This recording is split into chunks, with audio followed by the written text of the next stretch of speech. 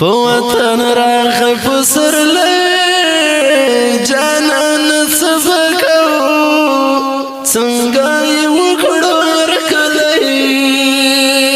جانان دا ستا خپل دین ته یو رنګ راوړي دا ستا خپل دین ته یو ښکلا راوړي دا طالب چې دا نور حلیم طالب و دا د دې مدرسې دا چوپال جوړ شوی و زه رالمه او غالبا چې رحمت ته جي وسکره جي ومې اول یو څو خړکي کاغه پانډو او راغله ما ته سپوره واله او دا نور حلیم یو طالب و دا یو اتلس کلن مولانا او دغه ځای کې ما